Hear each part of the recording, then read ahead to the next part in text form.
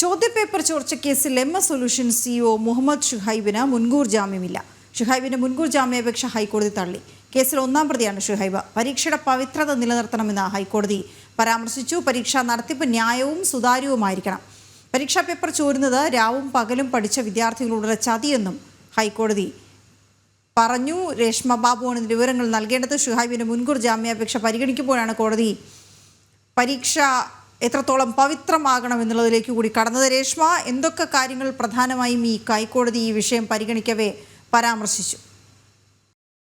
ഒന്നാം പ്രതിയായിട്ടുള്ള മുഹമ്മദ് ഷുഹൈബിന്റെ മുൻകൂർ ജാമ്യാപേക്ഷ തള്ളിക്കൊണ്ടുള്ള ഉത്തരവിൽ തന്നെയാണ് ജസ്റ്റിസ് PV കുഞ്ഞികൃഷ്ണന്റെ ബെഞ്ചിന്റെ ഭാഗത്തു നിന്നും നിരീക്ഷണമുണ്ടായിരിക്കുന്നത്. ചോദ്യപേപ്പർ ചോർന്നിട്ടുണ്ടെങ്കിൽ അതിന്റെ ഉറവിടം കൃത്യമായിട്ട് തന്നെ അന്വേഷിച്ച് കണ്ടെത്തണം. ഈ പരീക്ഷ നടത്തിപ്പ് സുതാര്യവും ന്യായവുമായിരിക്കണം.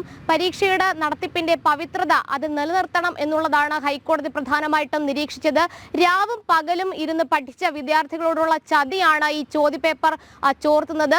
ഇത്തരം സംഭവങ്ങൾ വിദ്യാർത്ഥികളിൽ ഉത്കണ്ഠയും അതോടൊപ്പം തന്നെ സമ്മർദ്ദവും അതിനും കാരണമാകും. അതോടൊപ്പം തന്നെ വിദ്യാഭ്യാസ വകുപ്പിന്റെ വിശ്വാസ്യത നഷ്ടപ്പെടുത്തുന്നതിനും ഇത്തരം ചോദ്യപേപ്പർ ചോർച്ച കാരണമാകും. ഇത് കൂടാതെ തന്നെ ഷുഹൈബിനെതിരായിട്ടുള്ള കുറ്റങ്ങൾ നിലനിൽക്കില്ല എന്ന് പറയാനാകില്ല. അതുകൊണ്ട് തന്നെ ഷുഹൈബിനെ കസ്റ്റഡിയിൽ ചോദ്യം ചെയ്യാൻ പ്രഥമ ദൃഷ്ട്യാ തന്നെ കാരണങ്ങളുണ്ട്.